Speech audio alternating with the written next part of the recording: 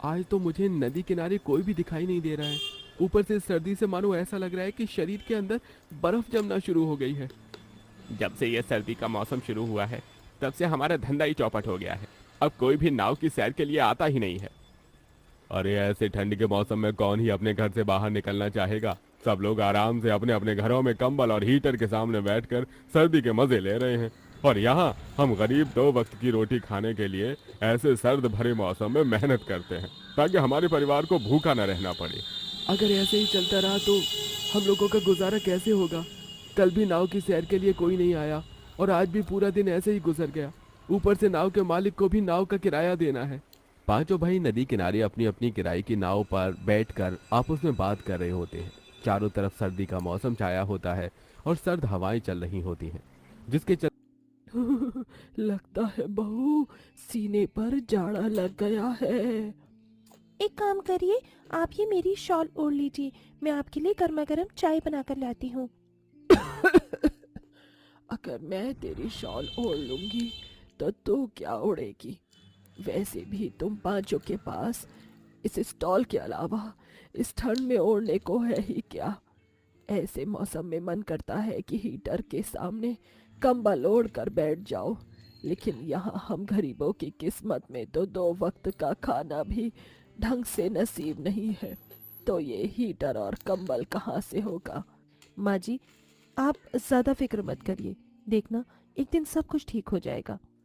पांचों बहुएं मिलकर खाना बनाती हैं और सारा परिवार खाना खाकर फटी हुई चादर ओढ़कर ठंड से कपकपाते हुए सो जाता है।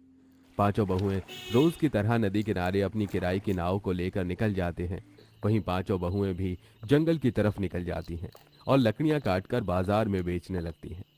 लकड़ी ले लो, लकड़ी 5 रुपए किलो लकड़ी ले लो, ले लीजिए। देखिए कितनी अच्छी लकड़ी है, ये लकड़ियाँ तो काफी देर तक जलेंगी। आज के टाइम में सबके पास इलेक्ट्रिसिटी वाला हीटर है, तो ये खरीद कर लोग क्या करेंगे। इतना कहकर वो कस्टमर वहां से चली जाती है। तो ऐसे ही हमारे पतियों का काम नहीं चल रहा है, ऊपर से अब तो लोगों ने लकड़ियाँ खरीदना भी बंद कर दिया है। अगर ऐसे ही चलता रहा तो हम लोग तो भूखे प्यासे ही इस ठंड के मौसम में मर जाएंगे। पांचों बहुएं उदास होती हैं और अपनी लकड़ियों की गठरी बांधकर अपने घर की तरफ चल देती हैं कि तभी वो रास्ते में देखती हैं कि ये गांव के लोग कैसे हैं, गाय पालते हैं और उनका गोबर लाकर कहीं पर भी फेंक देते हैं। देखो ये कितनी सारी मक्खियां भिनभिना रही हैं और कितनी बदबू भी है। सही कहा तुमने, ऐसा मत कहो, तुम लोगों को पता नहीं कि गोबर हमारे कितने काम आ सकता है। गोबर हमारे क्या काम आएगा। अगर मैं गोबर के उपले बनाऊंगी और उन्हें मार्केट में बेचूंगी, पूरे गांव में कोई भी उपले नहीं बेचता है। उपले तो काफी काम में आते हैं, तो क्यों ना इन गोबर के उपले बनाकर बेचना शुरू कर दूं। क्या पता इसी से ही 2 पैसे घर में आ जाए। काजल पास में ही पड़ी एक टोकरी में सारे गोबर को इकट्ठा करती है और घर जाकर उनके उपले बनाती है, जिसके बाद काजल उपलों को बाजार में बेचना शुरू कर देती है। समय गुजरने के साथ साथ ठंड का मौसम भी काफी बढ़ने लगता है। अब तो सच में हद ही हो गई। क्या हुआ कोमल, तुम इतने गुस्से में क्यों हो। एक तो ये सर्दी का मौसम, ऊपर से धूप भी महीने भर में 1-2 बार निकलती है। बड़ी मुश्किल से मिट्टी का चूल्हा बनाकर उसे सुखाती हूँ, लेकिन इस ओस की वजह से रोज रोज मिट्टी का चूल्हा गीला हो जाता है और खाना बनाने में कितनी परेशानी होती है। गीला होने की वजह से ढंग से चूल्हा भी नहीं जल पाता है। अब हम कर ही क्या सकते हैं, सूरज देवता भी तो अपनी मर्जी से ही पधारेंगे। आंचल इतना बोल ही रही होती है कि तभी कोमल की नजर उसके घर के आंगन में लगे एक पेड़ पर जाती है, जिसमें एक बड़ा सुराख होता है। सुराख को देखकर कोमल चूल्हे की लकड़ी को ले जाकर उस सुराख में रख देती है और उन्हें जलाने लगती है। अरे कोमल, ये तुम क्या कर रही हो। खाना बनाने के लिए अब हमें इस मिट्टी के चूल्हे की कोई जरूरत नहीं है। इस पेड़ में जो सुराख है, इसमें आसानी से खाना बना सकते हैं। इन जलती लकड़ियों के ऊपर मैं बर्तन रखकर उसमें आसानी से खाना बना सकती हूँ।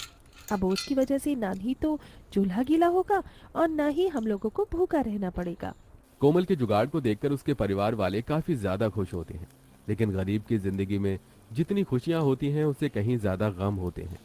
पांचों बहुओं के पति जब रोज की तरह नदी के अंदर नाव चला रहे होते हैं कि तभी अचानक नाव कमजोर होने की वजह से बीच से उनकी नाव टूट जाती है।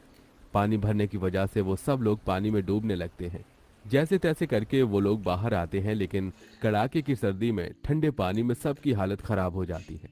देखिए, ठंडे पानी में डूबने की वजह से इन पांचों को निमोनिया हो गया है। आप सबको इनका खास ध्यान रखना पड़ेगा। वैसे ही सर्दी का मौसम है, इन्हें काफी गर्माहट की जरूरत है।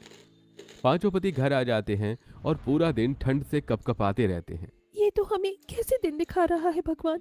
हमारी जिंदगी में परेशानी कम थी क्या, जो हमारे पतियों की ऐसी हालत कर दी। 2 वक्त की रोटी ही हम इतनी मुश्किल से खा पाते हैं, ऐसे में हम उनके लिए गर्म कंबल का कहाँ से इंतजाम करेंगे। पांचों बहुएं काफी ज्यादा परेशान होती हैं और अपने पतियों की ऐसी हालत देख मन ही मन रोती हैं। ऐसे ही एक दिन जब आंचल बाजार से सब्जियां लेकर लौट रही होती है कि तभी वो देखती है कि एक कसाई मुर्गी को काट कर उसके पंखों को कूड़े में फेंक रहा है, जिसे देख आंचल को एक तरकीब सूझी। वो उन मुर्गी के पंखों को घर ले आती है। अरे आंचल, ये तुम मुर्गी के पंखों को घर क्यों लेकर आई हो। नम्रता, हमारे घर पर काफी समय से कुछ बोरे रखे हुए हैं जो किसी काम के नहीं है। इन मुर्गी के पंखों को हम उस बोरे के अंदर भर देंगे और बाहर भी मुर्गी के पंख लगा देंगे। मुर्गी के पंखों की वजह से बोरा काफी ज्यादा मुलायम हो जाएगा और फिर हम सभी बोरियों को मिलाकर उनकी एक रजाई बना देंगे, जिससे हमारे पतियों को ठंड नहीं लगेगी। आंचल, तेरा तो जुगाड़ सच में काफी अच्छा है। काजल बोरियों के अंदर मुर्गी के पंखों को भरकर उन्हें सिलती है और बाहर भी मुर्गी के पंख लगा देती है, जिससे ओढ़कर पांचों भाइयों को ठंड लगना बंद हो जाती है। अपनी अपनी पत्नियों की जुगाड़ से पांचों पति काफी ज्यादा खुश होते हैं। लेकिन दिसंबर की शुरू होते ही ओस उसके साथ धीरे धीरे बर्फ भी गिरना शुरू हो जाती है, जिससे ठंड इतनी बढ़ जाती है कि लोगों का घर से बाहर निकलना ही मुश्किल हो जाता है। इस सर्दी की वजह से घर में सभी लोग बीमार पड़ गए हैं। ऊपर से अब तो घर से बाहर निकलना भी मुश्किल हो गया है। पूरा घर भी ऐसा लगता है कि बर्फ का बना हुआ है। नम्रता, हमें जल्द से जल्द इस ठंड से बचने का उपाय सोचना होगा, वरना इस बढ़ती ठंड की वजह से हम सभी की हालत बहुत ज्यादा खराब हो जाएगी। नम्रता और अमृता दोनों ही बढ़ती ठंड को देखकर अपने परिवार के लिए काफी ज्यादा परेशान होती हैं कि तभी अमृता, अरे, मेरे पास एक तरकीब है। क्यों ना हम लोग घर में हीटर बनाएं। क्या, घर में हीटर? लेकिन कैसे अमृता?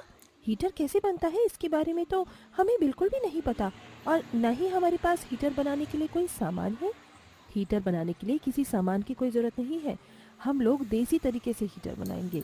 घर में कब से पुराना मटका रखा हुआ है, हम उस मटके को पीछे से तोड़ देंगे और उसके अंदर लकड़ी डालकर जलाएंगे और तोड़े गए हिस्से में पीछे एक जाली लगा देंगे, जिससे हमारा देसी हीटर बनकर तैयार हो जाएगा।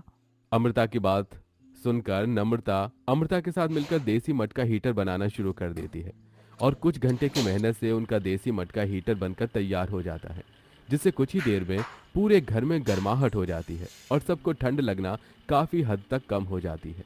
मेरी पांचों बहुएं तो काफी अच्छी जुगाड़ू हैं।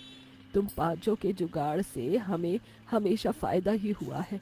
मैं तो बड़ी नसीब वाली हूँ जो मुझे तुम जैसी बहू मिली है। पांचों बहू की जुगाड़ की बात धीरे धीरे गांव में फैलने लगती है, खासकर देसी मटका हीटर के जुगाड़ के बारे में, जिससे सभी धीरे धीरे लोग नम्रता और अमृता से देसी मटका हीटर बनाने के लिए उन्हें ऑर्डर दे देते हैं। तुम पांचों बहुओं का सच में जवाब नहीं है।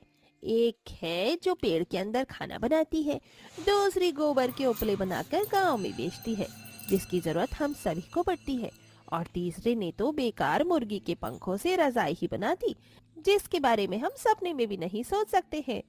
और तुम दोनों ने तो हीटर का मिलकर नया आविष्कार कर दिया।